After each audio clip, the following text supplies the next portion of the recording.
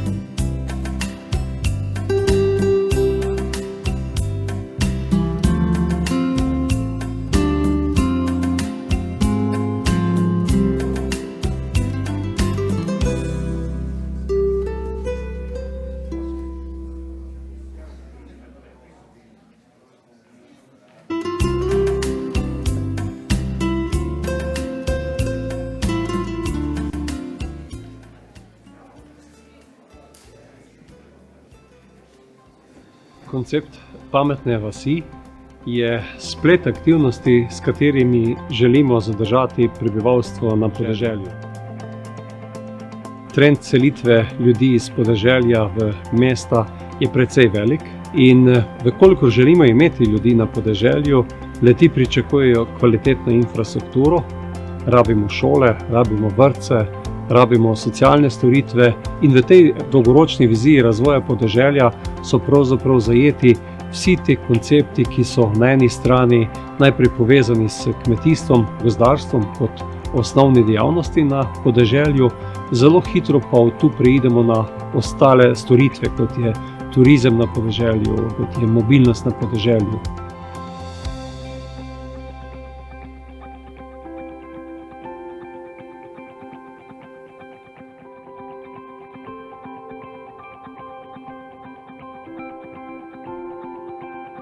V bistvu sam rad rečem, da mi ne počnemo nič drugega, kot da poskušamo razumeti današnji trenutek, tudi tehnologije, ki so na razpolago, da poenostavimo življenje, da naredimo to življenje na podeželju zanimivo za mlade, da lahko tu ustvarijo tudi svoj poklic, dobijo tudi na nek način plačilo za svoje delo, ki bo primerljivo z ostalimi poklici, in zelo hitro pride na vrsto tudi to, da se moramo zavedati, da je kvalitetna širokopasovna povezava nekaj, brez česa danes mladi enostavno ne morejo več živeti, in zato je ključen cilj tega koncepta tudi to, da zapolnimo to digitalno vrzel med podeželjem in mestom, kajti mesta so bistveno bolje pokrita s širokopasovnimi signali. Govorimo o konkretnih rešitvah. Kako, ne vem, se starostnik brezplačno pripelje do zdravnika. Kako zagotovimo, ne vem, da nek posameznik dobi v svojem krogu neko skupino kupcev, se znajo tudi povezati preko različnih platform in podobno. Tako da gre za celo vrsto resnično teh rešitev, s katerimi rešujemo manjše probleme, ki so pa za tistega posameznika največji na svetu.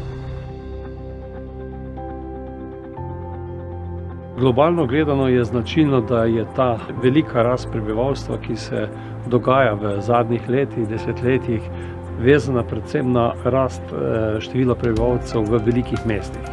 In rešitve, ki jih imamo mi kot osnovni cilj za to, da ustvarimo pogoje za normalno življenje v Evropi, so v nek način lahko zgled ali pa izziv za to, da se v podobno smer začne razmišljati tudi drugje.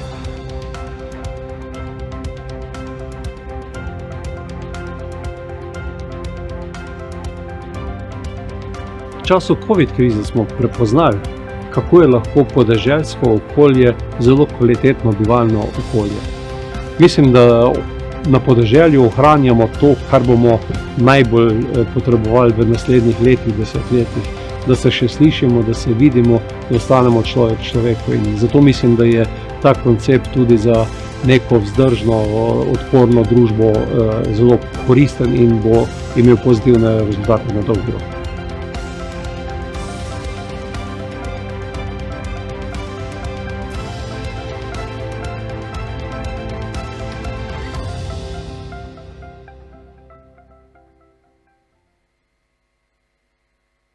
Excellencies, dear ladies and gentlemen, warm welcome to this very special event. We have seen the movie and I believe that we are inspired by everything what Mr. Bogovič shared with us in this video, but there is much more to come today. So we are honored to welcome you at this high-level debate that is titled Rural Areas in 2040. Addressing global challenges of rural areas with smart villages. And where we are in Dubai, one of the most forward-thinking, technologically advanced cities in the world. It is therefore no surprise that Dubai is on its way to becoming a model smart city. But what are we going to discuss today is the model of smart villages.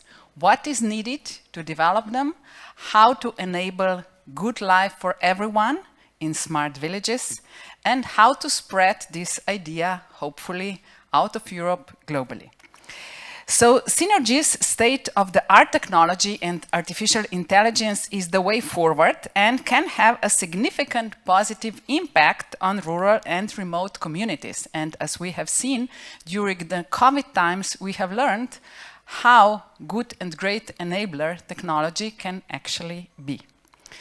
Today, major global industry players are coming together here and now with high-level European institution representatives and national politicians for an insightful debate. I have no doubt that we will get inspired and that we will touch several not only challenges but also opportunities for further collaboration.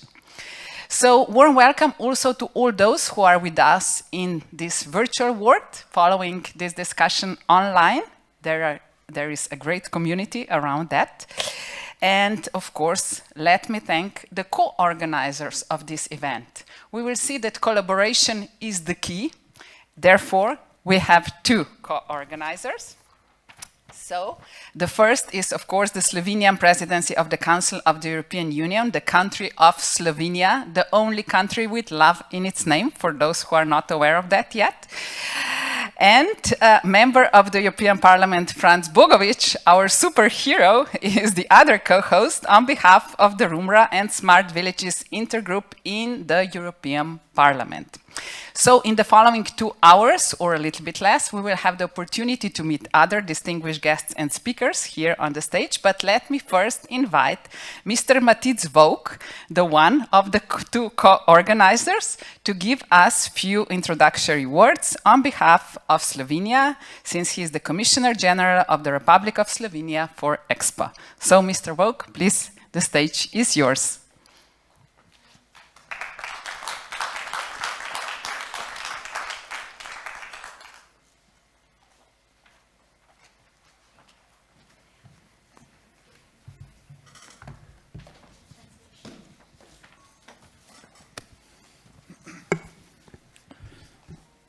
Dear Vice President of the European Commission and European Commissioner for Democracy and Demography, Dubravka Šuica, Minister for Agriculture, Forestry and Rural Development of the Republic of Slovenia, Jože Podgoršek, Member of the European Parliament, Mr. Franc Bogovič, representatives of the companies and institutions, everyone else present.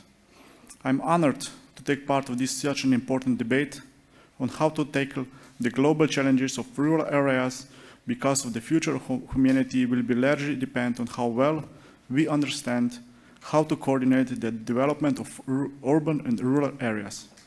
In my view, rural and urban areas are economically, socially, and environmentally interrelated spaces. Urban development is generally unthinkable without rural development, especially in areas where agriculture is the mainstay of the economy. Rural areas are necessary for urban areas to function. The gap between the opportunities offered by the living and working in the big cities and smaller towns is largely due to the differences in the degree of digitalization and more generally integration into global networks in the areas of business, knowledge, and information. Megatrends such as digitalization, demography, and climate changes can bring new challenges and opportunities for rural commitments. Innovations and technologies can offer new solutions for rural regions and overcome their remoteness from markets, higher transport costs, and lack of critical mass, and increase rural resistance. The European Rural Development Programme has therefore strongly focused for many years on reducing the differences between urban and rural areas. We know of a number of very good measures that create a platform for so-called smart villages and are very proud of one of the most prominent ambassadors of this program, Mr. Franc Bogovič. In his initiative, we are here today organizing an international conference entirely dedicated to the vision and challenges of a smart villages development and the opportunity that this development concept offers in the terms of developing a more resilient and inclusive society. In order to achieve the objectives of this issue, we must tackle all the levels, European, local, and nationals. I am pleased that today we are talking about one step forward the goal of improving dialogue between urban and rural populations, while ensuring the latter of comparable quality of life. Thank you all for coming. Thank you very much, Mr. Volk. And as we have heard, a very special ambassador of Smart Villages, Mr. Bogovič. Please open this event. Good afternoon, dear panelists, dear audience here in this pavilion, and also those who are online. And thank you very much that you joined us at our debate about rural areas in 2040.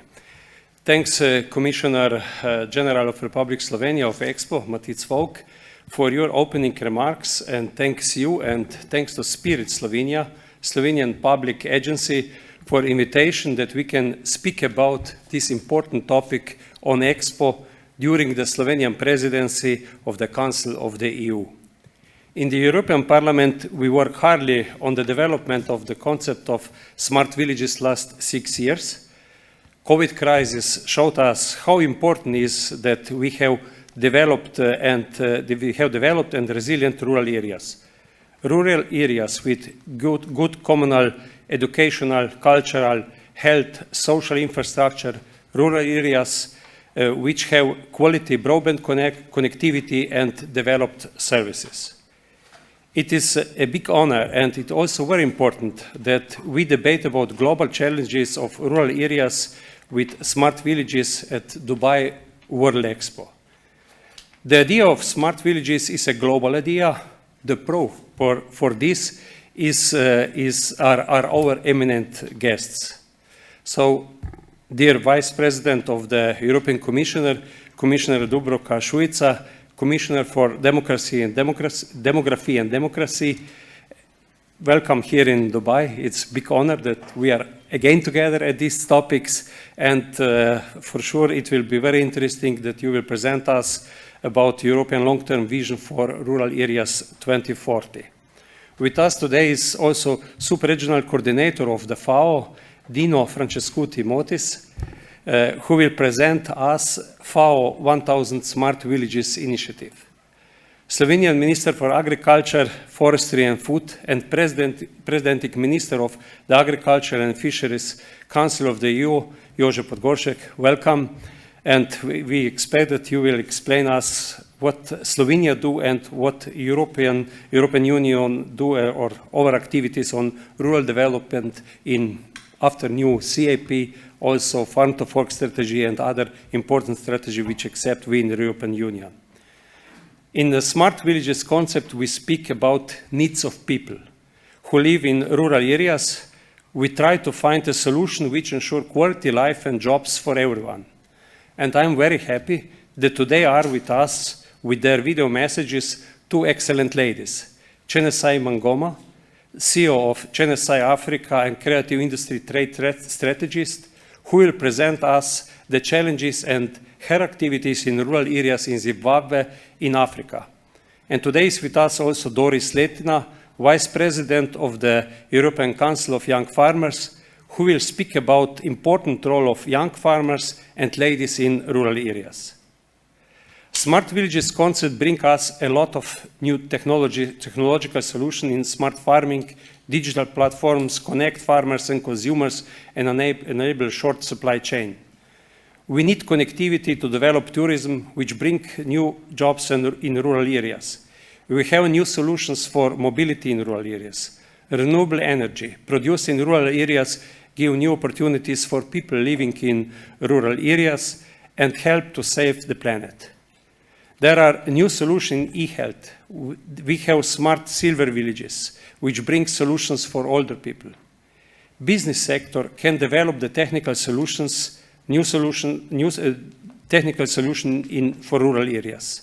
Smart villages concept will be successful because business sector also recognize their opportunity in smart villages concept. And I'm very glad that today we have two representatives from business sector, one as a global player and one startup company. So, dear Tony Jean, thank you. The Huawei Chief Representative for the EU institution is today with us, and he will present us and explain what means smart villages for a global company like Huawei is. And thanks Gregor Novak, CEO of Sun Contract, Slovene SME, startup energy company. Thank you that you will share with us how can blockchain technology and renewable energy help to develop rural areas. Dear all, thanks again that you are with us. I wish you a fruitful debate and a lot of success in developing smart villages concept in our future. Thank you very much. Thank you very much, Franc Bogovič. Please stay with me. Now we are coming to the interesting part. So this is the panel discussion, and let me invite all the speakers that you have so nicely already introduced to join us here on the stage. So we will start, of course, with Vice President Dubravka Šuica and the others as well. So Mr. Minister Jože Podgoršek, please join me on the stage. Matic Vovk is staying there, but listening carefully. We have Franc Bogovič, as already said. Please take a look where the seats are. Yes, you have, yeah. So Vice President in the middle, yeah. Then we have Tony Gin, please join me, Dino Francescuti, as well as Gregor Novak. The two speakers previously mentioned will be with us online, so we will have a kind of mixed event, virtual and real, here with the discussion. So thank you very much for taking your seats, and we will start diving into this super complex, interesting and future-oriented topic with the Vice President sharing her view on the Vision 2040. So please, yes, the stage is yours, wherever you prefer. You can join us here. Yeah, for the beginning, it would be nice to have you here. Thank you very much. Thank you. Good evening or good afternoon, as you said, Franc, to everybody. First of all, I want to thank you, Franc, and Slovenian presidency for inviting me here to speak about a long-term vision on rural areas, which we adopted in June this year. And we have been working on it for years, even during our mandates in European Parliament, but later on, since I am in European Commission. So this is in broader sense, this topic is in broader sense covering my portfolio on demography.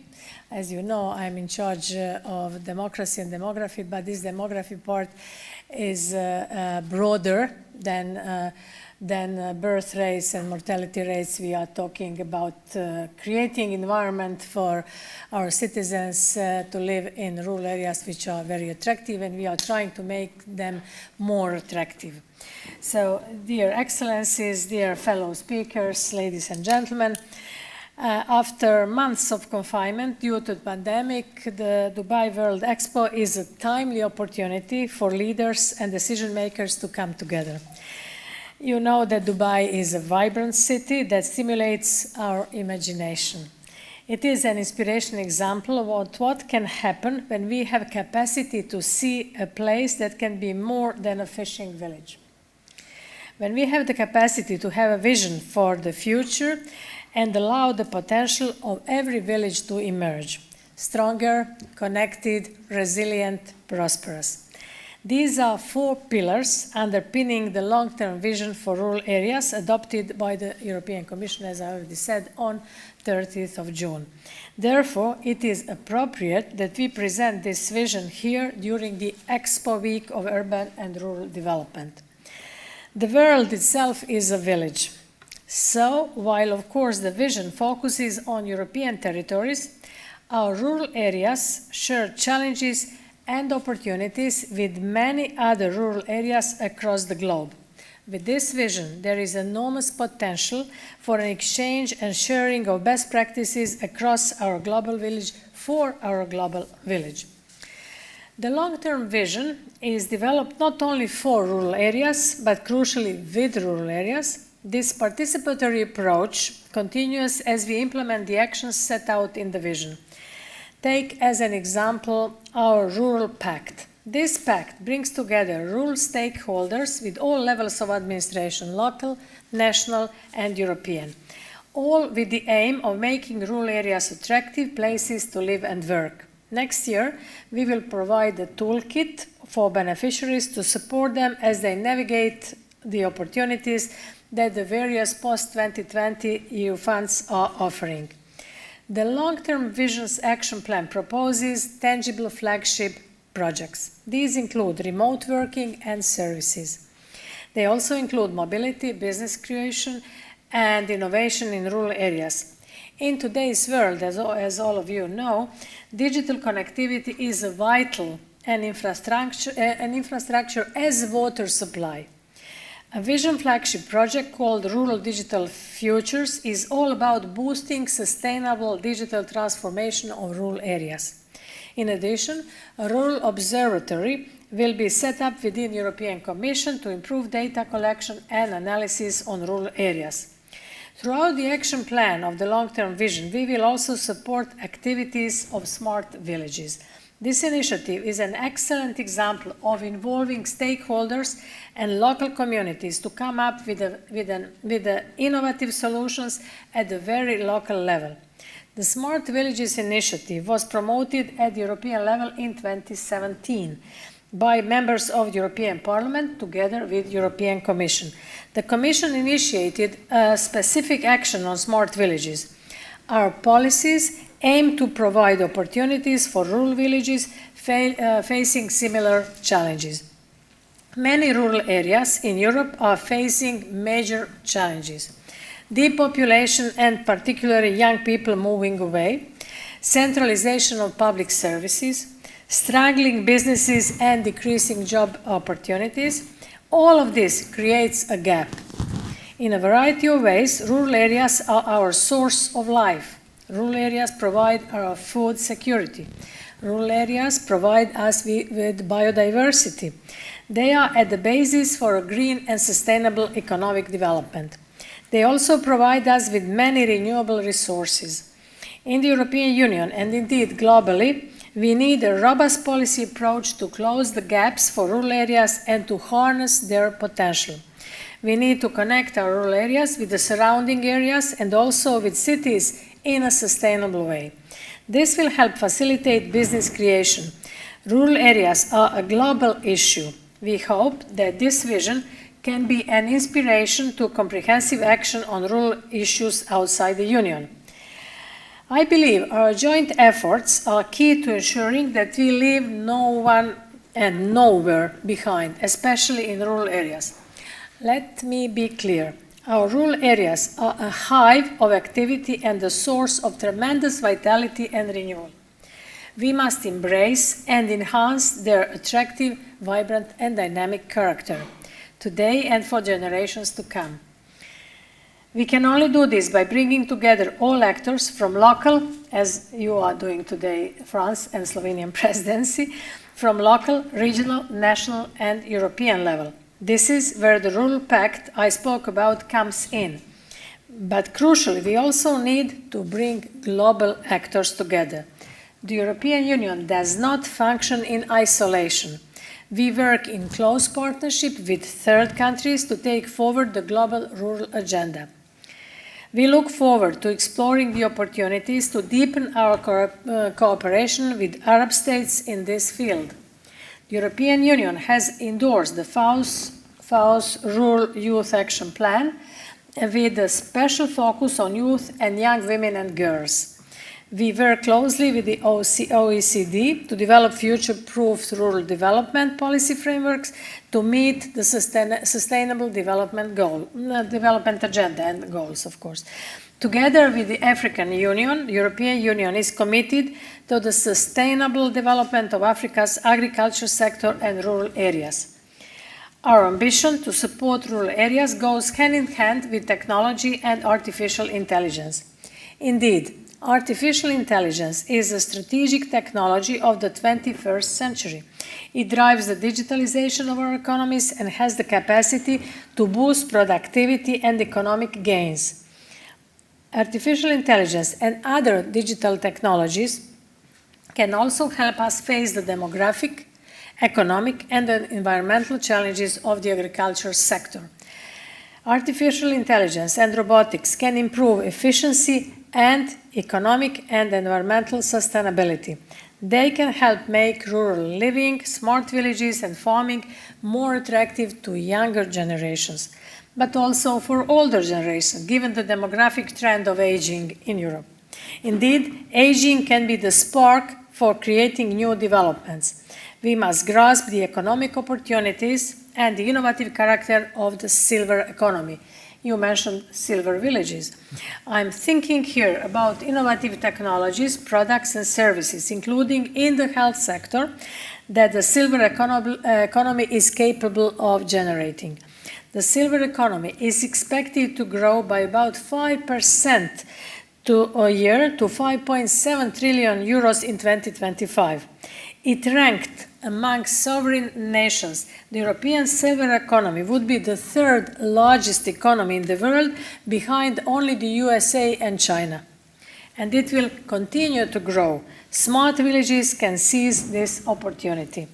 In 2019, 25 European countries signed a declaration on a smart and sustainable digital future for European agriculture and rural areas. It covers three main areas ranging from strengthening support for research, establishment and innovation infrastructure, and creating European data space for smart agri-food applications. Under the Digital Europe program, the Commission will launch a call for proposals to set up testing and experimentation facilities focusing on high-impact sectors. Two of the areas covered will be agri-food and smart cities and communities, which include rural communities. We will make a total of 50 million euros of funding available for these purposes. And to conclude, dear Excellencies, fellow speakers, dear ladies and gentlemen, the long-term vision for rural areas can be understood as a contribution for a dialogue and exchange between the European Union and international partners on improving the future for rural areas. We must leave no one behind, as I already said. To help this, we have ensured that long-term vision for rural areas and all the accompanying events are an integral part of the Conference on the Future of Europe process, for which I'm in charge on behalf of the Commission. The Conference on the Future of Europe is a timely opportunity to empower citizens and facilitate the participation in the policy-making process at all levels. The voices of the rural areas are heard in this new innovative process. So this is to invite all of those who are interested in this. The spirit of innovation is alive and kicking in our rural areas, and today's discussion in this expo is further proof of this. We want to learn from the experience of our international partners. Innovative solutions and best practices from administrations, stakeholders and rural people everywhere can enrich and broaden our vision. And to end, I look forward to our continued collaboration with our partners across our global village. Thank you very much and all the best. Thank you very much.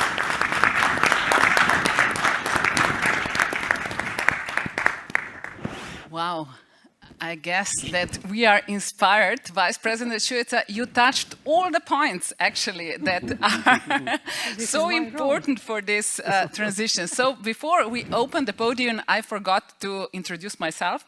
So I'm Ladeja Godina-Košir, the founder of Circular Change and also the co-chair of European Circular Economy Stakeholder Platform. So I'm looking forward now to this debate, and I will start with the reflection to what we have heard from you. Ms. Šuica, you said one very, at least everyone hears something different, but what I have heard very much is this link between the public governance and everything what is happening, let's say, top-down, and the other which is emerging bottom-up. And you showed us through your speech that there is a lot happening on the ground, what is not overlooked. So maybe if you can share a little bit more about that, how to really engage those in rural areas who have the vote as well, to become more engaged in the co-creation of the future. Thank you for this question. Okay. Their vote is, of course, very important. So we don't want to neglect anyone on our territories, especially in Europe. We are talking about Europe, but also, as I said, about the world. So we don't want to neglect anyone. We don't want our citizens to feel left behind. And this is the reason why we want to come there. And the reason for organizing this conference on the future of Europe is exactly this, because citizens want to have their say. We cannot wait 4 or 5 years between 2 elections to listen to them. So we want to listen to them all the time. And this is the reason why we opened the space and forum for citizens, and especially for citizens in rural areas. The reason for this is that 80% of European territory is geographically covered by rural areas, and only 1/3 of European population, which means 130 million people, live in these areas. So this is a huge potential for not only for demography and population, but also, as I said, for food production, for biodiversity, for all these issues which are challenge nowadays to all of us all over the world. It's not only Europe, but since I'm talking about the European Union, this is the case. Yeah, thank you very much. And I hope that also those who are listening to us have heard that the power is actually in their hands. And I will move now to Minister Podgoršek. So we are coming from Slovenia, the country of just the right size. As we like to say, we are 2 million people all together. So one small village, not the global village, what Vice President Šuica said before, but we are this tiny village. From your perspective, how do you see that a country like Slovenia can be a kind of a hub or lighthouse also for this transformation towards smart villages, particularly due to the fact that in our country, rural areas and cities are very much connected. So actually we have a kind of polycentric dimension of our country. Please. Your comments on that, yes. There or here? No, you can do wherever you want. If you would like to join us Maybe here, just otherwise, for start, okay. Yeah, feel free. That is, we are like in a living room, and this is a democratic space for a discussion. Thank you.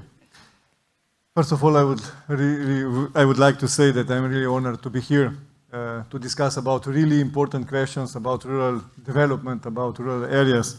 So it's correct information that rural areas covered about 80% of Europe, of world areas, but in Slovenia, I can say that we are a little different like other countries, because in Slovenia, more than 50% of population live in rural area, not just 1/3, more than 50%. So it's really important thing to start discuss about it. Okay, Slovenia area is considered to be mostly formed by rural areas and forests. Our countryside is in the process of constant transformation. The quality of life in rural areas is linked to the preservation of the cultural landscape and natural heritage with an appropriate level of digitalization, mobility, access to public services and job creation in enforcing modern environmentally sustainable farming and circular economy. The Slovenian rural areas face many structural problems. The population is aging rapidly. Its recovery depends on migration. Natural increase is negative. The share of daily migrations outside the place of residence is very high due to the lack of quality jobs in rural areas. While young and working people who are more educated are emigrating. The quality of life in rural areas also depends on public and private infrastructure, with digital connectivity becoming necessary. The revitalization of rural services through digital and social innovation is possible through the use of information and communication technology, tools, and community-led measures and projects. There is a need to improve and make more sustainable services in rural areas, such as health, social services, education, energy, transport, retail, and other. Within the framework of the Common Agricultural Policy, we support solutions that will help raise the quality of life and strengthen economy activities in rural areas, as well as reduce the gap between the urban and rural environment, in terms of infrastructure and access to services. We want to encourage employment, greater social inclusion of the population, and local development of rural areas.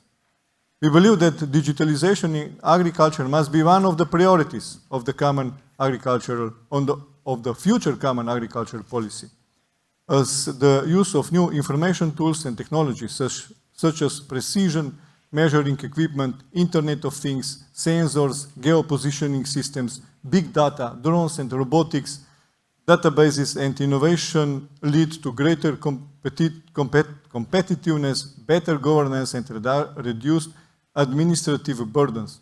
With new technologies, young people will be able to improve production processes and produce cheaper and better quality food in the light of the sustainable development of food production. When introducing digitalization in agriculture, it's very important to emphasize the importance of transferring knowledge about the use of the technology to the final user and effectively communicating the benefits of its use. Smart villages are therefore understood as rural communities that use innovative solutions to improve their resilience, building on local strengths and opportunities. It could be said that smart villages are an appropriate tool for promoting digital and social transformation in rural areas, and as such can be identified as key to transforming the future of agriculture, forestry, and food. The concept of smart villages and the digitalization of rural areas and agriculture presents many opportunities for rural development.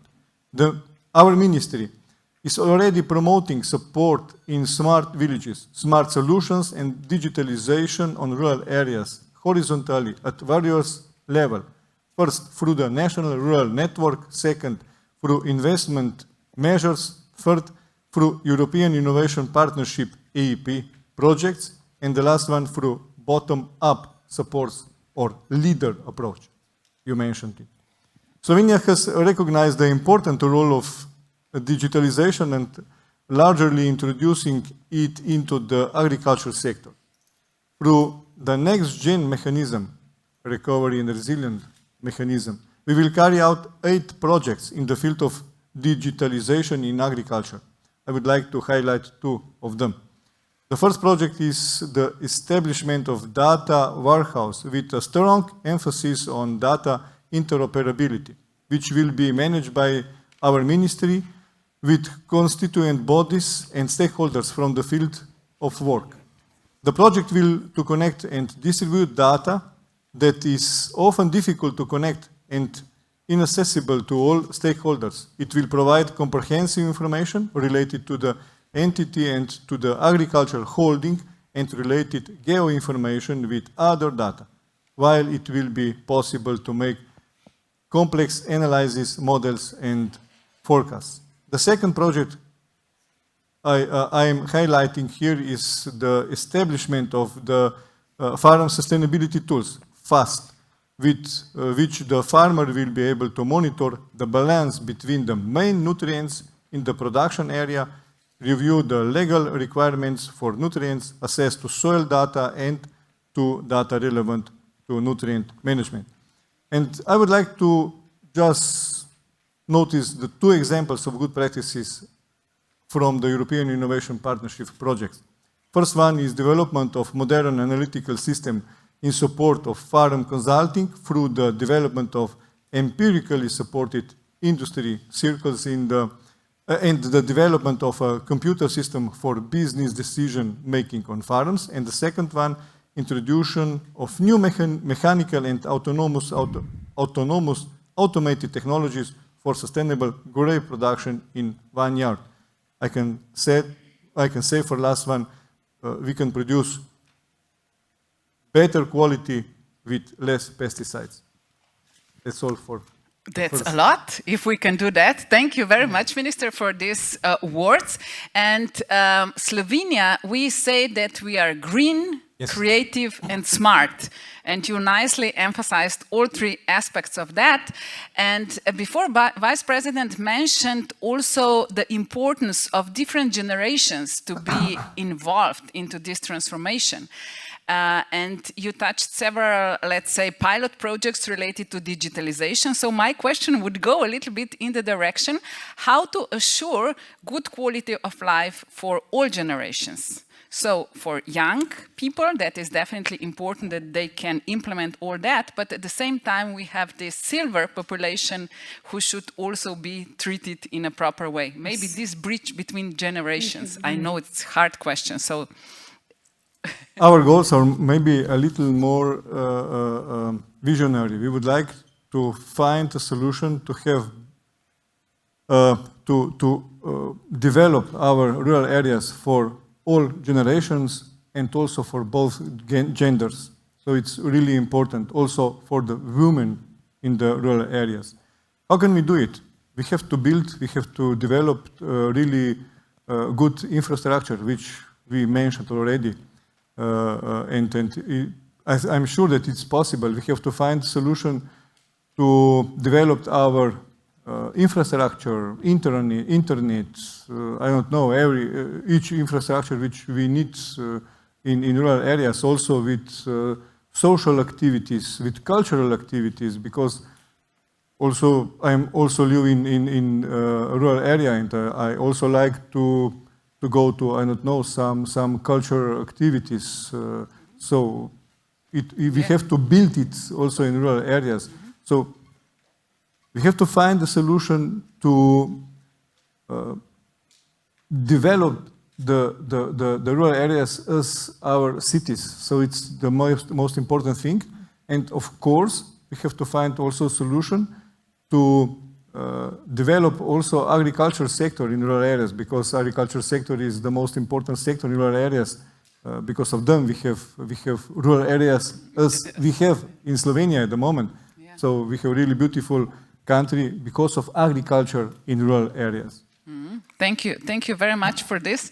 And I'm sure that now with the video that we have by Doris Letina, who is a young lady, Vice President of the European Council of Young Farmers, yes, we will get additional information on that, what you so nicely put it now on the stage. So please, the video of Doris Letina. Rural areas should provide decent life, place for live, developing on personal and business level, and also to providing quality spending of leisure time. But not just in long term, starting today, for different profiles of people that are living in rural areas, and for diverse business opportunities we have. And not last, and for sure not least, also for farmers. Because we, young farmers, we are ready, or we are already taking our responsibility to producing quality food, but also to developing rural areas. And I believe that you're aware, but that comes with many different challenges in the agriculture, but also in other sectors. And the only constant we have is development. And we cannot forget that sustainability consists of three equal aspects: environmental, but also economical and social. We have strong need for a wide range of useful toolkits, and that needs to have accessible resources and be there for us. It is extremely important that each stakeholders recognize their role and take responsibility. And I mean here, every one of us, every one of you. We need to fill the gaps, and it is important that the infrastructure is appropriate and that the social services are recognized by a wide range of people. Collaboration and empowerment of farmers can, together with satisfied consumer, strong value chain, and of course supportive environment that includes also you, and strong system, build smart villages we are talking about and we all want to have and we want to live in.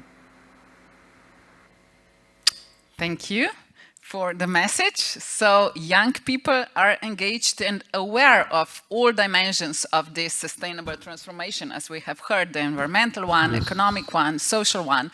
And Mr. Jin, let me jump to you now. We have heard a lot about this need for digitalization, about that what is smart, what makes our life better. You're coming from Huawei, so business solutions are in your hands. But not only that, also how you address just the society as a whole.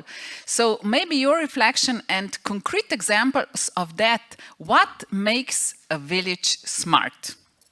Thank you very much for your question. So, if allowed, I will Yes, of provide course, a short please. keynotes. Thank you.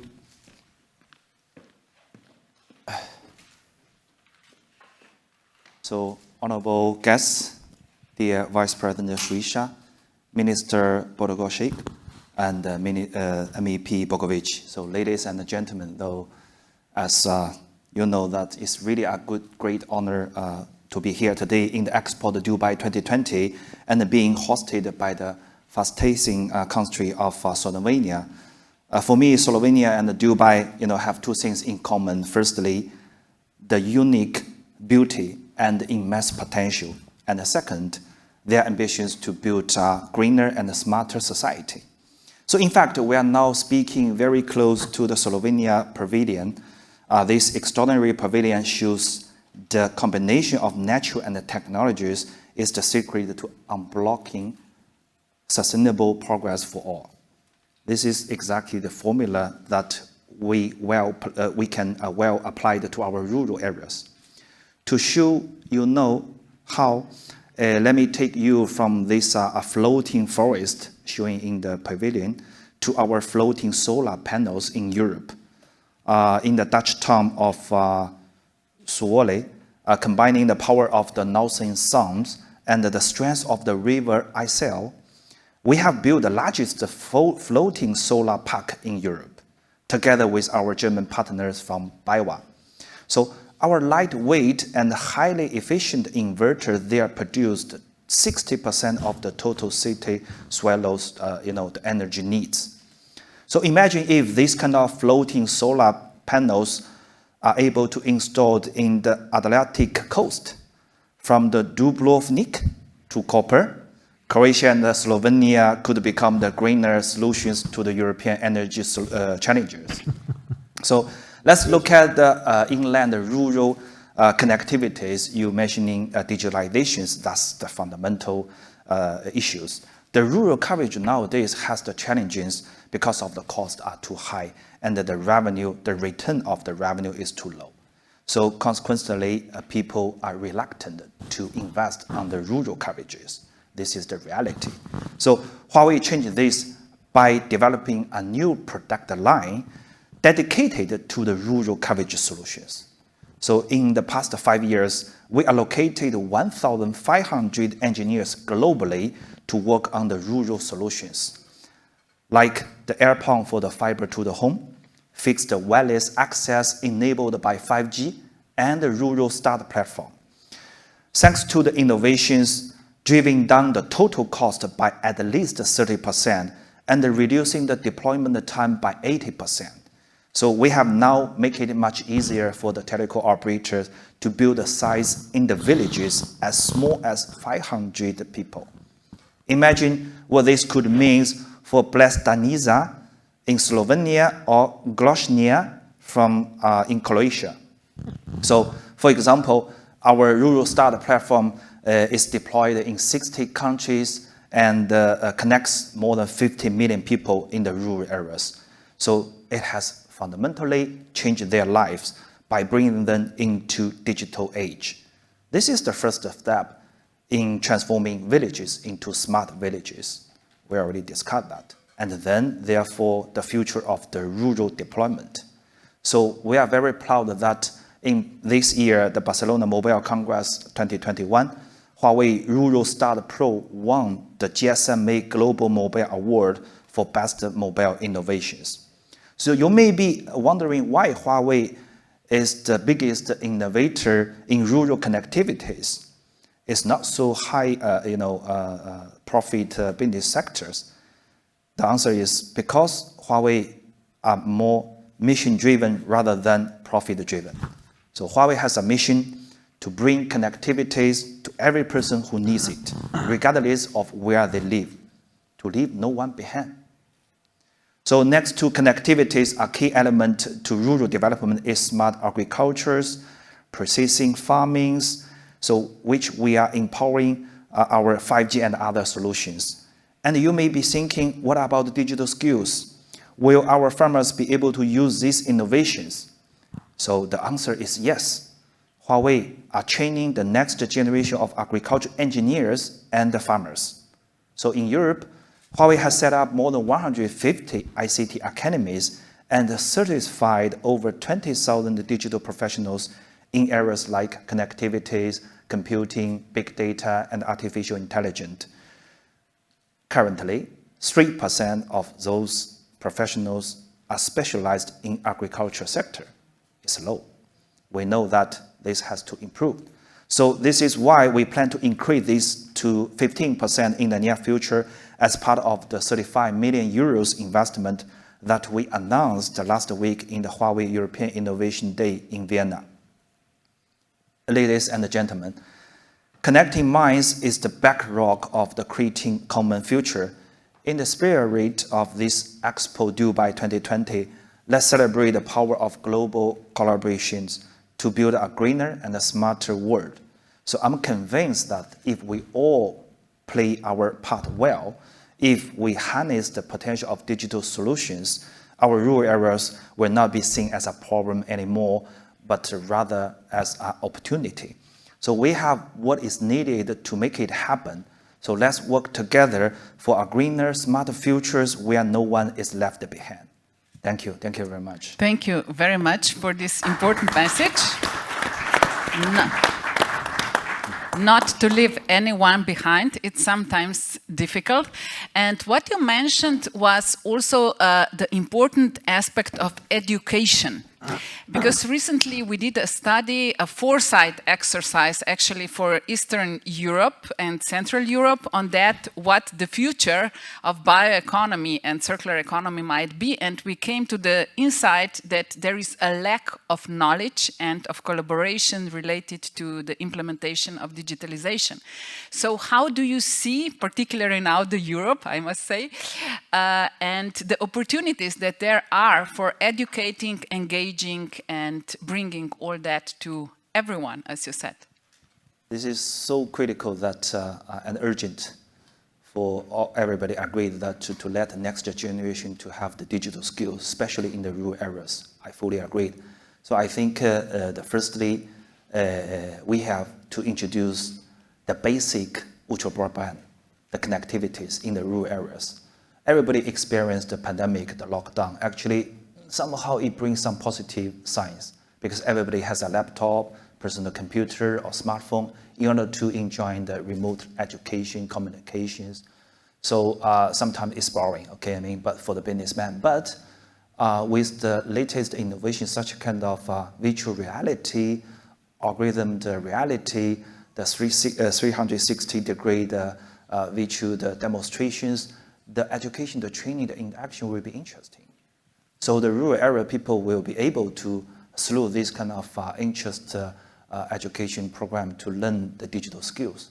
But firstly, we need the connectivity. That's why we are working very hard on that. Thank you. And nothing could be better to now invite, virtually of course, and we will take a look at the video of Chenesai Mangoma, who is speaking about what you have mentioned. So two things. One is related to the energy and the other to the connectivity. So please, the video. Hello, my name is Chenesai Mangoma. I am a trade lawyer. I'm calling you from Zimbabwe, a country in Southern Africa. I operate in the intersection of community practice, trade, and the creative industries.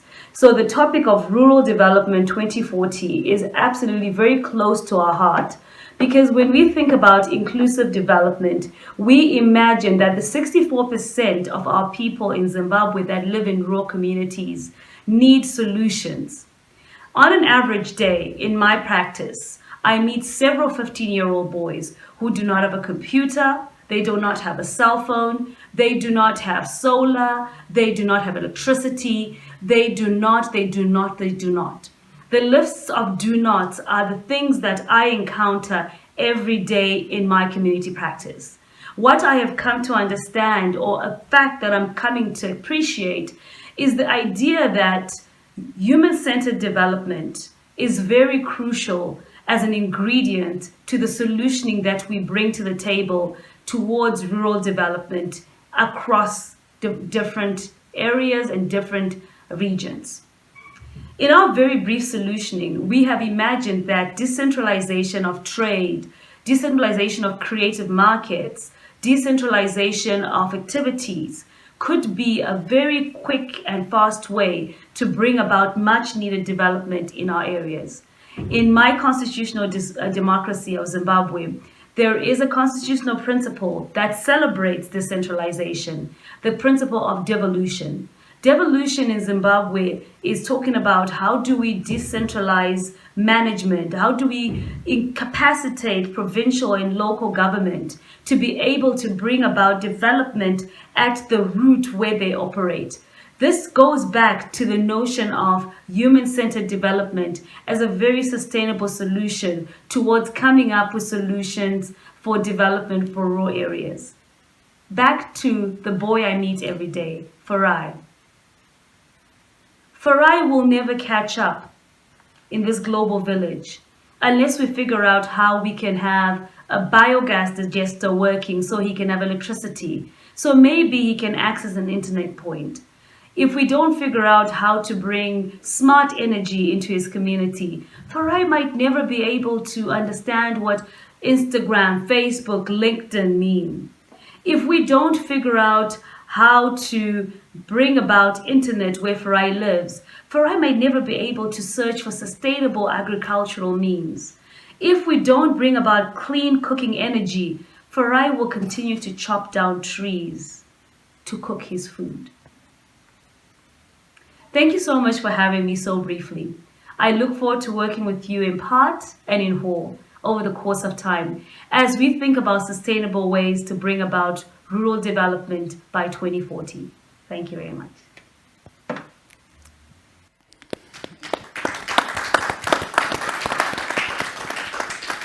I guess these are true change makers on the ground, deciding to do a purposeful work and really to support the local community. And I will move now to you, Mr. Dino Francescuti, because you have an overview of different continents, we can say, from Latin America now to the country where we are, and Europe as well, of course.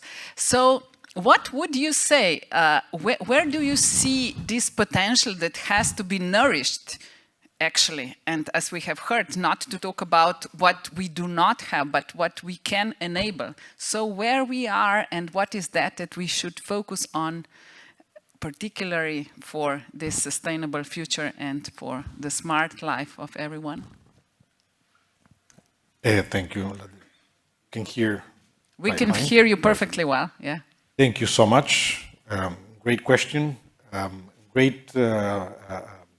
Great to be here with all of you, with honorable representatives of Slovenia, our colleague Tony Jin from Huawei, our colleague that we just heard from Zimbabwe. There are so many good ideas that we have heard today. At a certain point in time, I would like to share what FAO is thinking about this front, 1,000 Smart Villages initiative. But addressing your question, the challenge here is to create an interesting world for youth at the village level. We have heard the need of education, the need of infrastructure, are talking about energy, create access to that energy. I'm sure information and communication technology require big, sizable investment behind. These are the sort of things that would make interesting for youth to continue being in the village. And let's add to the fact that, this world of digitalization by itself makes it very interesting for youth to get engaged. So this is my main point before I go to specifics. If we make the village interesting for youth, we have future. We will have future. We will have to invest whatever it takes, energy, roads, all sorts of interesting investments to bring communication and to actually link youth to the rest of the world. We will be able to see them continue there and flourishing, you know, because they like to be in there. Seen this in Brazil, in Chile. I've seen it in Europe for sure. It's a strong root, ownership, territory. Youth want to be there, but we have to create an environment that is interesting for them and, of course, income-generating opportunities. Now, coming to FAO, first of all, it's important to cite to you why FAO is on this. I mean, FAO, as you know, is the UN organization mandated to care for improving food security and developing agri-food systems, and I would add rural territories. The vision of FAO is linked to the 2030 agenda. We want to transform agri-food systems in a manner that they are more efficient, inclusive, resilient, and sustainable, so that we can have a better production, better nutrition, better environment, better life, and leaving no one behind, as we have already shared these views. Now, in this context, FAO has a specific programmatic area, which is digital agriculture. Now, digital agriculture is, within digital agriculture, we have, mapped these 1,000 smart villages initiative, which the focus is to transform villages and small towns through digital technologies, information and communication technologies mainly, but also other solutions like those that you need for precision agriculture, those that you need for precision fisheries, those that you need for a more enhanced technology-based activities like recirculated aquaculture systems. These sort of things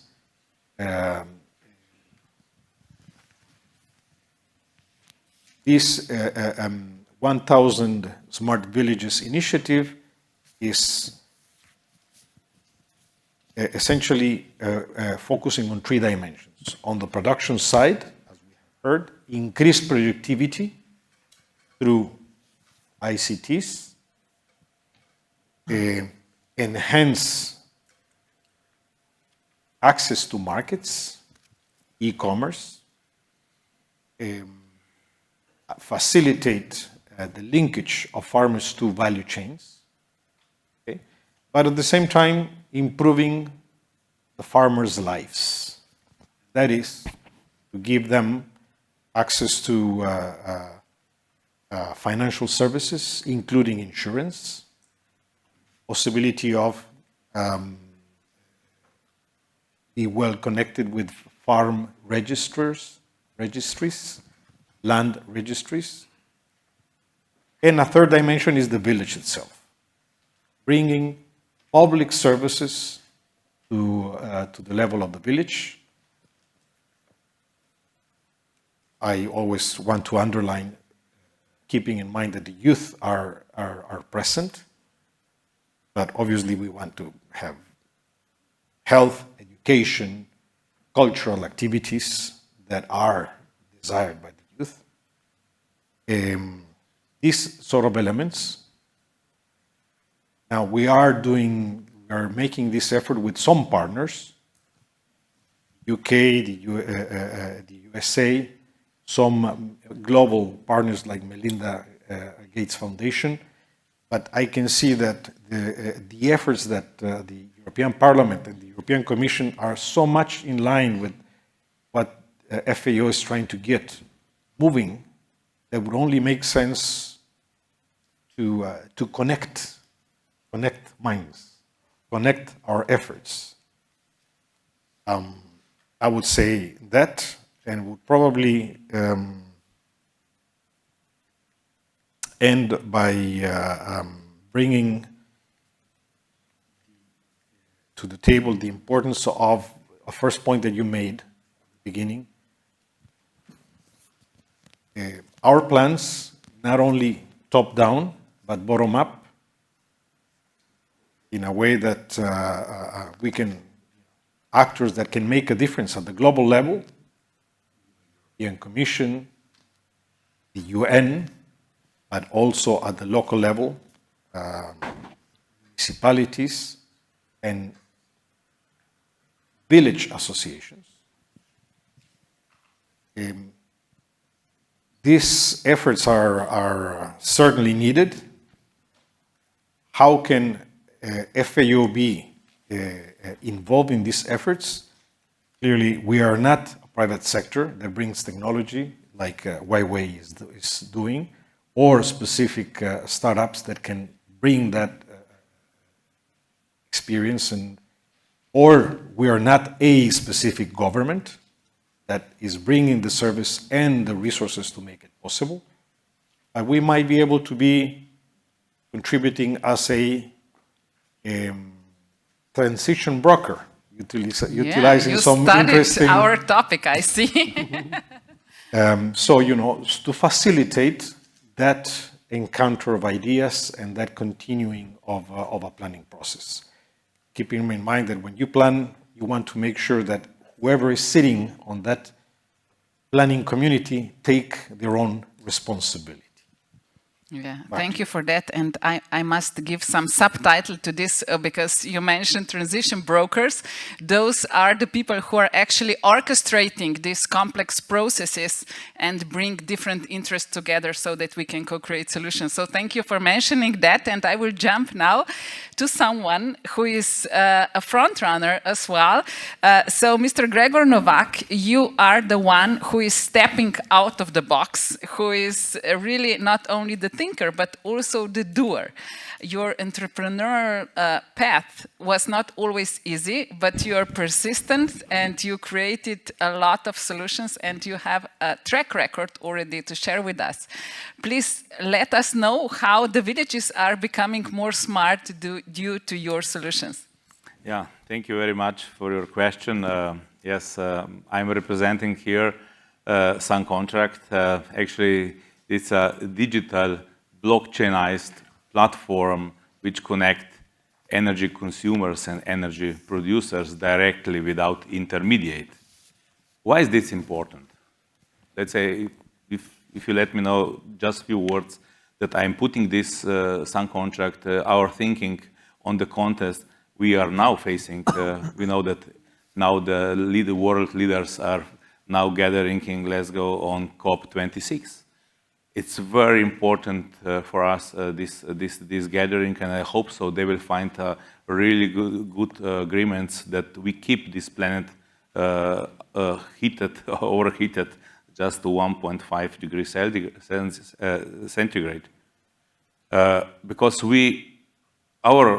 our mission and our thinking was also in the past, and is still here, that we have to do something right now on the energy field, of course, which is very, very influential to this planet. Also to keep this planet, this home for future generations.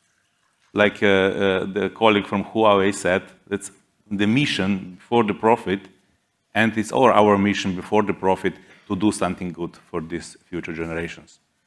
Of course, we can make money, we can make economy with that as well, but our mission is to do this. So we started with this, how we can help this planet and how we can do our part in Slovenia or elsewhere worldwide, that we can help and engage people who will do also bottom-up approach. We heard today top-down, and top-down now is actually in Glasgow.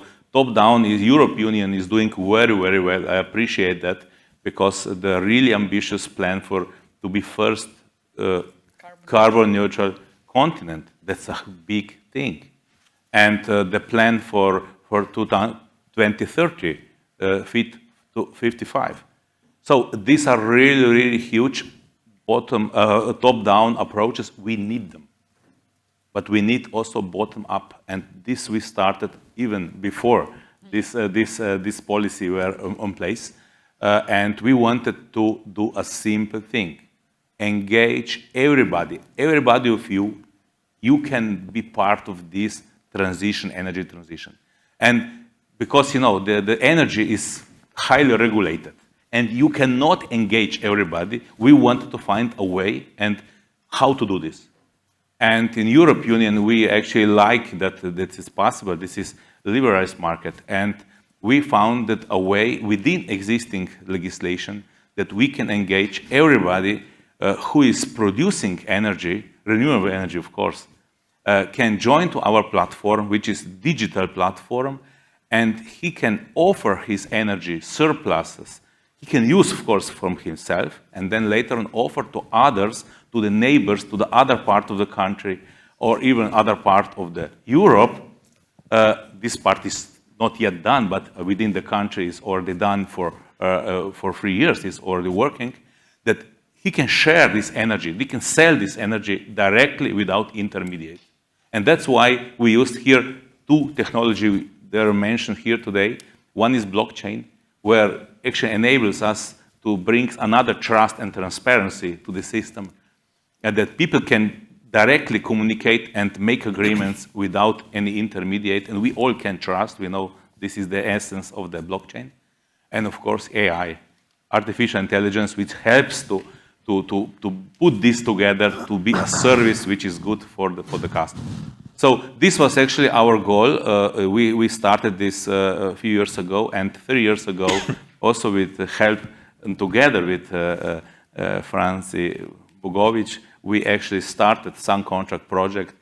And now we are on the market. We became much more mature and actually confirmed through the regulation part, and so that people can be engaged. So our main point is to engage everybody to be part of this energy transition. And I think we succeeded very well, because people are now much more aware that they can first of all become self-sufficient, and secondly, if they even have surpluses of this energy, let's say in rural areas, they are easily self-sufficient and they have more potential.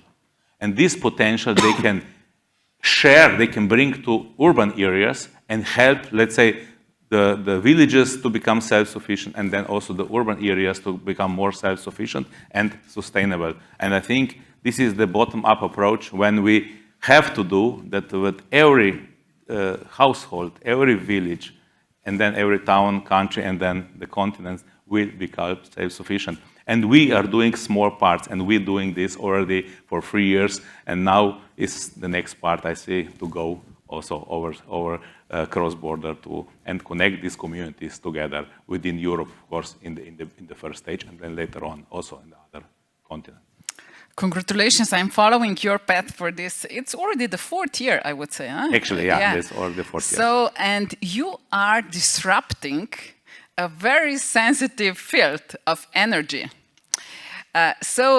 Because you mentioned this importance of being on the ground and having this bottom-up approach. So can you share with us because personal stories are those that are most touchy. So what was the biggest obstacle for you? Because dreaming about that is one thing, but doing it is something completely different. Yes, so actually we are facing here a few things. First of all, the centralization of the energy. We came with the decentralization of the energy. Renewables are decentralized by themselves, but of course the consumers are decentralized. We wanted to to connect this decentralization. And actually we succeeded in this way. Of course, regulation was here a huge obstacle because we had to find a way within existing legislation that we can enable this marketplace. We call it energy marketplace. And we found a way. We found a way within existing legislation. And first of all, people thought it's not possible. Also, regulators thought it's maybe illegal. Inspectors, they came to us and they inspect us. We had a lot of inspections, of course, from the energy sector, from the financial sector, from the even sectors we didn't know that they have some inspectors. So, but you know, this is kind of if you're a first runner. But anyway, they came, they checked, and they say, yeah, okay, that's okay. But the essential part was here that the community, that we are not a company that's like a normal company. We are a company who actually has a community behind. And when the community found out, okay, I can have surpluses of the energy and I can move it to the other part, let's say to the country, I can share it, I can give it to my daughter who is studying in the capital, I can bring in this energy to the new next year calculation. I can decide the energy price in which I'm doing. So is this possible? But then found out it's possible. So we have kind of unique model, and yeah, of course, also the competitors saw a kind of disrupting model. Of course, they are huge, and it's not so easy to change. But they saw, and also some big competitors saw, this is going to be a future, and they started to develop a lot of in this area, and actually it's confirmed to us that we are on the right way.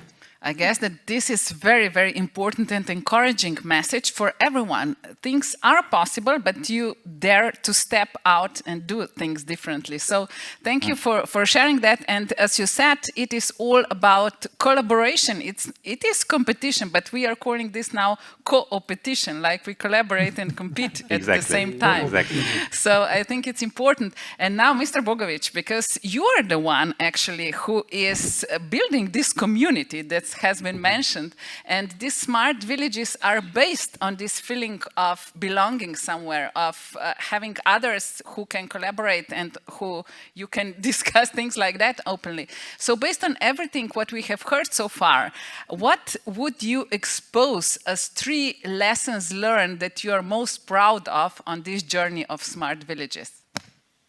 Yeah. First of all, that we sit here in Dubai after 5 years when we started this debate between European Commission. Commissioner Hogan was excellent in these topics, and through these few years we spoke a lot in Europe. As we heard, we spoke a lot all around the world, and we are here at Dubai. I think this is the first.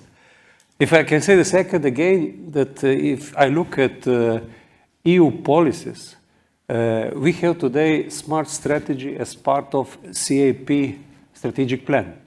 Each country in Europe Union, it will necessary to have smart strategy, smart village strategy. It means that it will be necessary to think about this if you want or if you don't want. So sometimes you need this top-down approach, and this is something what I think will help in Europe to push this idea, and more people will be involved. And again, if the third thing, I will say, we sit together, and you said many times cooperation, collaboration, other things. We sit together, business sector, policy sector, and this is something what is very important, that we have many this partnership, public-private partnership, what is necessary.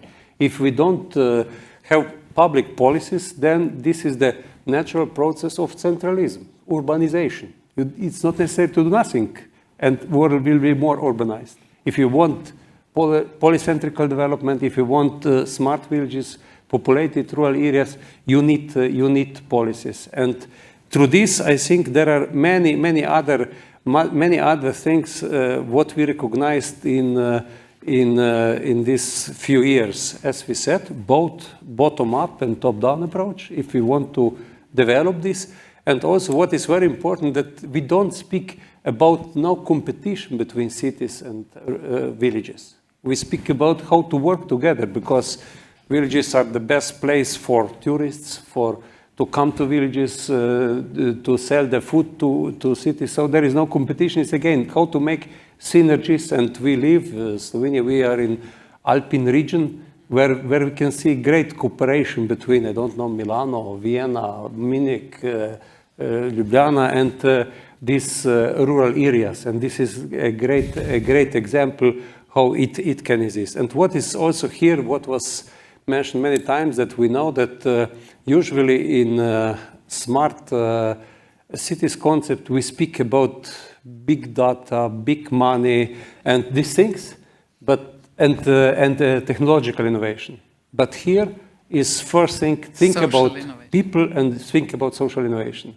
And I think we all recognize this, and also what we heard today, missions of companies. It's also, in this world, it's very important to do something for people, not only for profit. In COVID time, you could have a lot of money, but it's not impossible to use it. So I think that we got some lessons. There is no economy without society. So we are the people who are making that. We have one special video prepared as well, but before we jump to that, I would just like a short reflection from Vice President Šuica on that, because as Mr. Bogovič put it, yes, Slovenia is, as we said, the country of the right size and running things like that, but also Europe, regarding the globe, is a small and old continent, but very ambitious in a way. So what would be your message from the European perspective on that, how to develop rural areas globally? What can Europe bring as a lighthouse for this transformation? First of all, I want to refer to Mr. Bogovič, who was talking about people, citizens. So everything is about people. And I think about the title of my portfolio in both words, democracy and demography. Everything is about citizens. So whatever we are doing is for them. So it is very important how our citizens live, how our citizens thrive, how is their well-being, as you said. So it is very important. So at one point, there was a division in European Union, you can see it, between East and West. Then there was division, rural-urban division. So we want to diminish this rural-urban division. We want to make citizens who live in rural areas citizens of equal. So you know that there is a portfolio for equality in this commission. So we think about everything. So the equal opportunities are the most important. As we say, for each one of us, we want to have an equal start. This is also important that citizens in rural areas have all this infrastructure. Of course, I think about infrastructure, sewage systems, waterways, connectivity, transport. But on top of all comes broadband internet, and this is very important. Without this, you cannot imagine equal life in rural areas, because you cannot create new jobs, you cannot do anything. We experienced this during this pandemic when we started working remotely. So motto of today is not where you are, but how well you are connected. And for me, this digital connectivity as one of our twin priorities, which is green and digital, is the most important one. And this will be my message. All of us have to work together, be it on local, regional, national, European, or world level. So this is very important for me. Thank you. This is the good starting point for the video, because you mentioned the importance of every single person, as well as we have heard creativity is important, innovation and imagination. So let's imagine the future with the help of the video prepared specially for this very event. Smart villages are about people. Smart villages are communities in rural areas that use innovative solutions to improve their resilience, building on local strengths and opportunities. The vision of the European. Our vision is a resilient, just, democratic and cohesive society in which citizens refocus on their local face-to-face communities and take pride and ownership in their remote and rural communities. Today, the world economy is at a turning point, discovering the strategic potential of rural areas. Think about bioeconomy, climate buffers, helping our territories to be more resilient, renewable energy production and sustainable food. If you're dreaming about leading a conscious, healthy, sustainable lifestyle in a rural area, then Europe's action plan for smart villages is definitely for you. We want to create a political milieu that supports smart technologies in rural areas. Instead of just acknowledging the demographic challenge of land flight, we're offering a future-proof solution for 5 pillars of daily life. Imagine getting help from smart technology, guiding you in your daily behavior towards a healthy and sustainable life. Let's embrace smart technology to redesign and co-create a new future where we can not only survive, but thrive.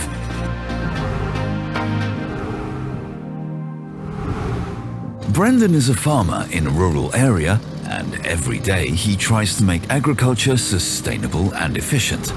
On the news, he hears about other farmers working with green smart technologies. Brendan is interested, but he'd really like some support and guidance. That's when Europe's action plan for smart villages comes in handy. We help farmers like Brendan to realize a long-term vision that includes a digital and green transformation. Because initiatives coming from the community itself have a higher chance of success than when introduced from above. Let's connect rural agriculture to the Internet of Things. Imagine rural connectivity, where drones and agricultural robots are helping Brendan to control weeds. By collecting agricultural production data, we can introduce precision farming, which helps farmers like Brendan to water the crops when needed, make sure that the soil has all the nutrients it requires, realistically predict his harvest, precisely follow his livestock. Now Brendan might actually have some time to enjoy the magnificent view of his beautiful fields in the rural area. Thanks to the low latency and massive simultaneous connections, 5G is ticking all the boxes to make the Internet of Things possible in the field of agriculture. This means we can reduce the environmental impact of pesticides, conserve natural resources, improve animal welfare, and generate higher yields for farmers. All that while helping Brendan save on costs.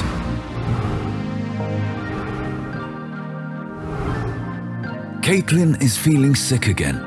Her diabetes is getting worse, and she would really like to get more medical attention. However, by living in a remote rural area, she has no access to medical services from urban-level hospitals. Thanks to Europe's action plan for smart villages, Caitlin will be able to enjoy telemedicine technology in a way that has never been seen before. Today, remote expert consultations and medical education extend quality healthcare. The implementation of 5G makes it possible to connect patients and doctors from different hospitals over the web through HD audio and video. Doctors can even be trained in multimedia classrooms. In today's healthcare system, patients like Caitlin are facing problems like unevenly distributed medical resources, costly services, and difficulties in remote academic discussions.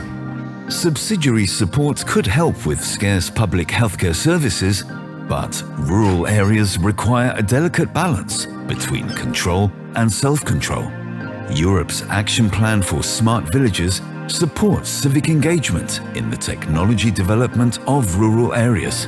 Did you know that New Zealand launched a network of medical clinics in rural areas? They are all powered by a 5G network, Wi-Fi 6, and a cloud platform.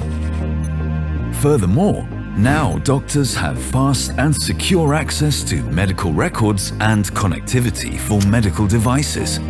5G opens the doors to telemedicine, where surgery processes can be broadcast live. Now surgery can also be recorded and archived for future on-demand playback and academic communication. Thanks to advanced 5G technology, patients like Caitlin won't be left behind.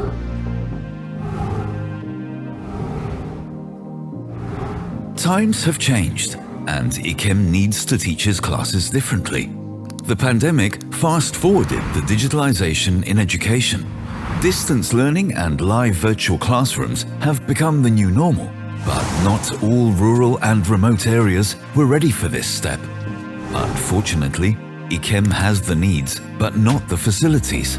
Europe's Action Plan for Smart Villages promotes digital infrastructure solutions to bridge the digital divide between rural and urban areas, so all the kids would have access to quality education.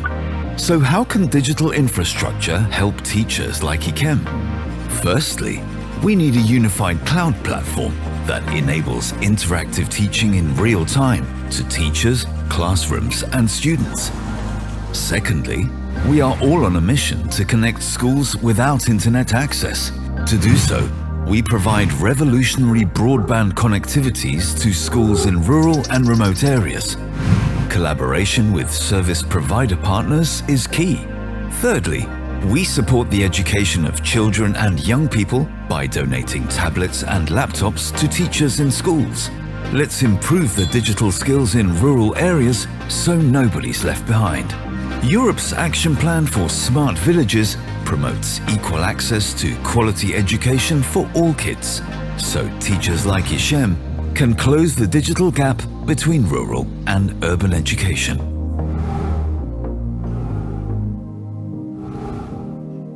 Patrick grew up in a smart village outside the city and knows what energy advantages rural areas have over urban areas. In the rural areas, the opportunities to produce renewable energy from sources such as wind and solar are much higher. Europe's Action Plan for Smart Villages supports communities like the one where Patrick grew up. People working consciously together, opting for sustainable development for their region, their resources, and their social environment. We promote smart photovoltaic solutions and provide microgrid solutions to convert solar energy into electric energy, which is essential for rural areas. It's well known that solutions generated by civic engagement often demonstrate particular creativity and innovative strength. In countries that have a dense population but little land available, it is a priority to create sustainable energy solutions using difficult or unwanted land. Let's take, for instance, the largest floating solar park outside of Asia, built in the Netherlands. This huge floating solar park has a lifespan of at least 30 years, and most of the material used to make it is recyclable. With smart villages, we are aiming to generate solar energy for the same or even less cost than gas, coal, or oil. These are great opportunities for rural residents like Patrick who desire to stay and develop their village. By integrating cutting-edge components, the EU can lower the costs for the supplier and the everyday consumer, like me and you.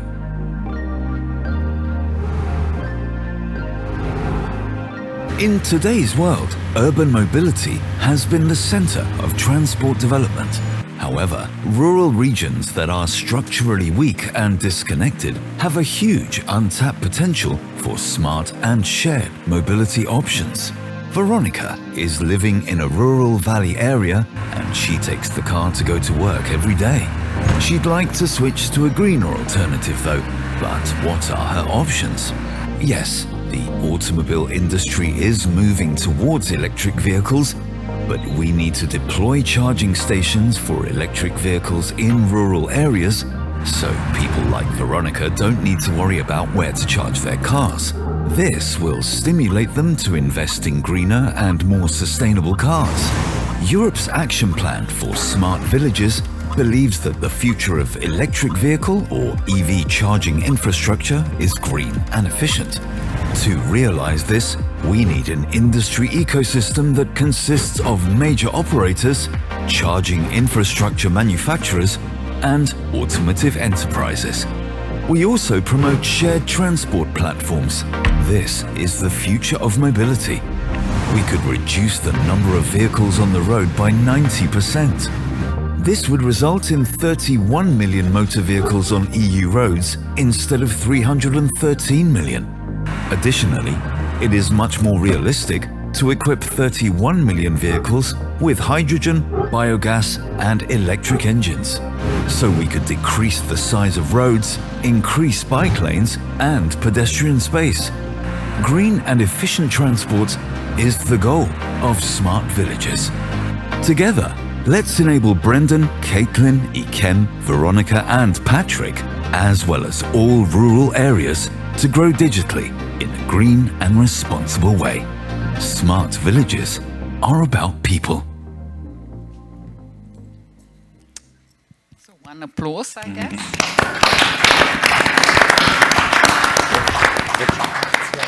So, since smart villages are about people, the time has come to open the podium to the people. And here we are to get some questions from the audience. So, who is brave enough to break the ice and set the question? Is there any hero in the audience? Ooh. Otherwise, we will continue our discussion, don't worry, but don't complain afterwards. So is there anyone who would like to? Yeah, there is a brave guy sitting there. Hi, good evening, everyone. My question is to anyone and everyone in the panel. We've heard on numerous occasions during this discussion that it's imperative for us to digitize rural areas, digitize farming. Of course, we've all heard that it's definitely better for productivity. However, digitization is known to be a job cutter. A lot of employees have lost jobs because of digitization in the past. So how do we strike a balance between job security and digitizations of rural areas? Thank you for the question. Who would like to?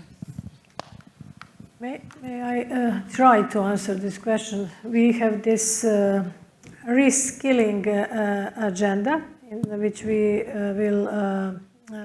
will promote next year, which means that we need different jobs in different areas. We came out this year, our President von der Leyen, during her State of the Union speech in September, she proposed this care package. You know that we badly need so many people who work in this care and caring industry, since, as we heard, we are aging continent, and I was talking about silver economy, which means we badly need people there, but not only women, also men in this care industry.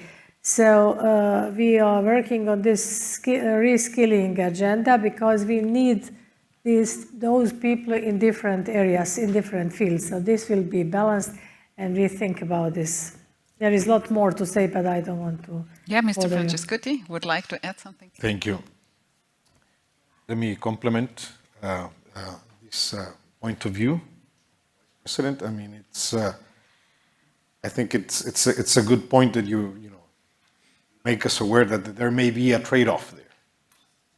Point that we should keep in mind. I mean, we want to bring technology, we want to bring innovation, but first of all, to increase productivity of those who already are employed or have some business, farms, whatever.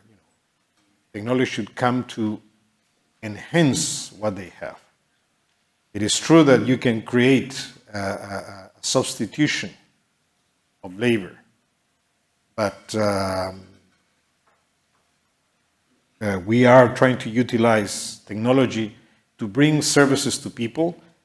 At the same time, we should be caring for not generating these trade-offs. We want to increase productivity, that is good, That should be the focus. And or trying to create a substitution. What is our very important, and probably that balance that you would refer to, you will not be losing jobs if you manage to train those people into access of these new technologies. Effort on training, on capacity building, I think it's linking, missing link, let's put it. Okay, Mr. Bogovič wanted to add. Yes, that's a great question, and I will try to explain in agriculture sector. Usually, this is the hard work farming, and productivity is higher and higher, and the pressure on price is very big, and so it's not easy to get enough big income from the property you have. Usually, the problem of amount of the land, and for example, in case livestock sector, for example, milking cows, or use robots and feeding machine which are connected to a computer, so that you can do it at one time, at once. That ladies usually work, but not only ladies, also men. But it's easier to work because it's really hard work. You use less feed. It's do more with less. Yes. What is one of, because the amount of feed is related to the milk quantity. And for example, you have a time, for example, to produce cheese and through platform to sell on the local market. And so we make this circle in which we solve many problems and ensure at one hand normal life and normal income for the family. And these are topics we speak about, how to solve practical problems with which you can ensure, as I said, quality life as in the urban areas and equal income. And we need these solutions which are connected and are tools how to reach this. But as I said, in front of all are people who live there and who work there. Thank you. Would anyone like to add something, or we get, is there another question in the audience? Yeah, there is, please.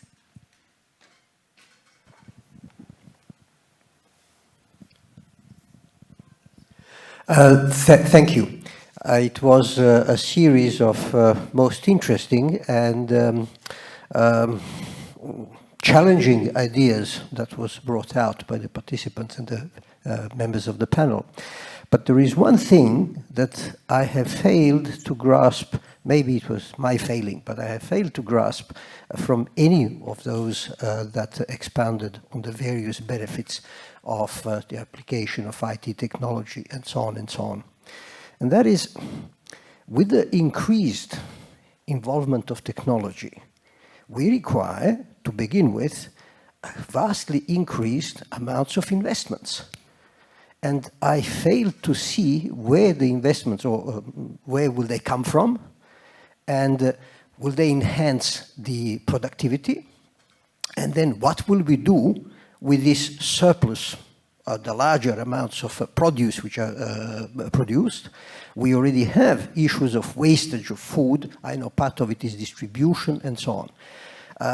I am absolutely impressed by possibilities that exist, but I fail to see that we are addressing the organization and the linking of all the areas where we are going to achieve benefits through larger investments, smarter and more efficient production, and so on and so on. Are we working on the synergies between the various areas which are being involved in all of these areas that we have touched in the exposés we heard tonight? Thanks.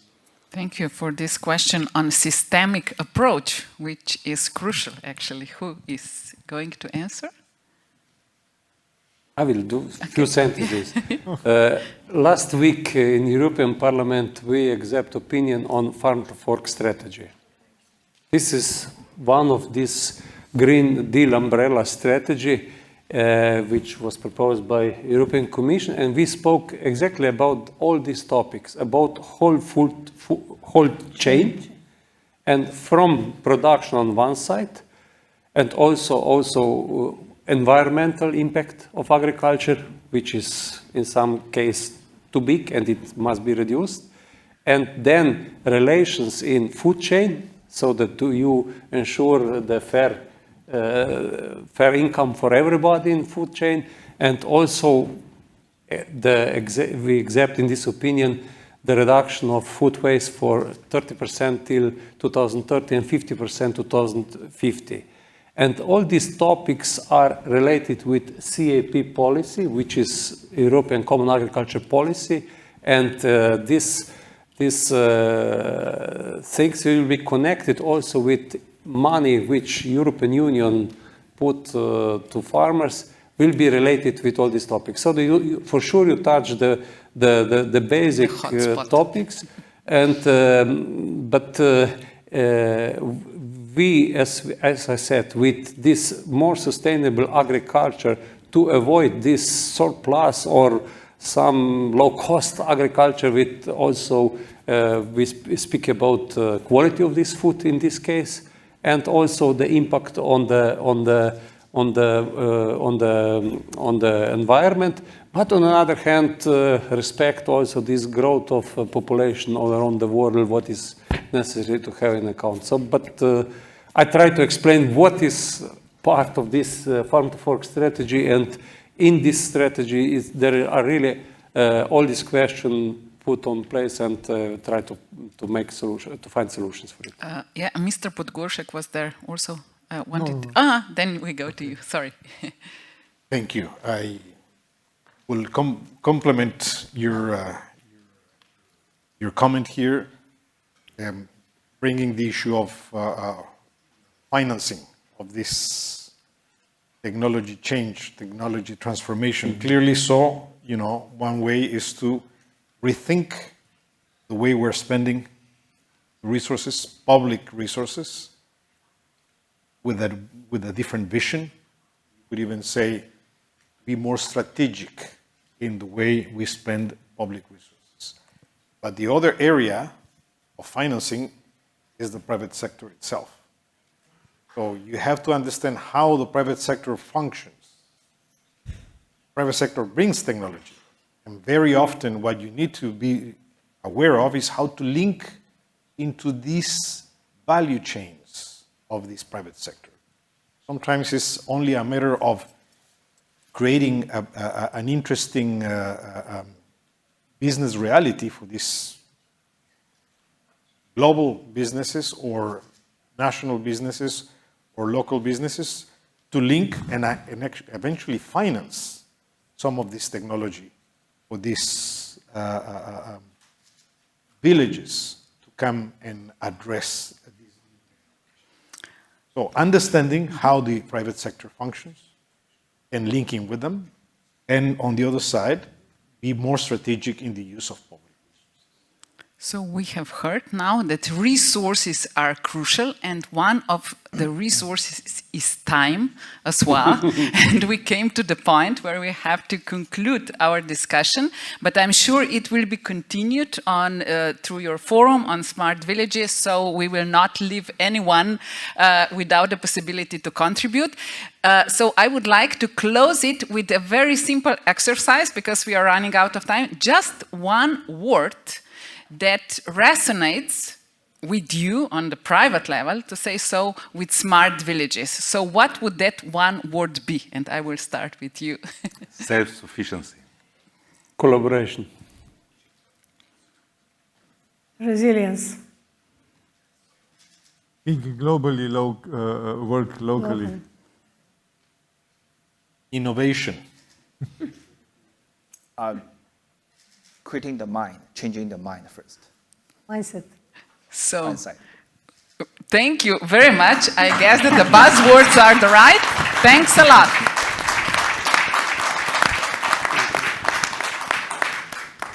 So I would also like to thank everyone who was behind the scene, because those are the people that are often overlooked. So one big applause for all those people who made this event possible on the backstage.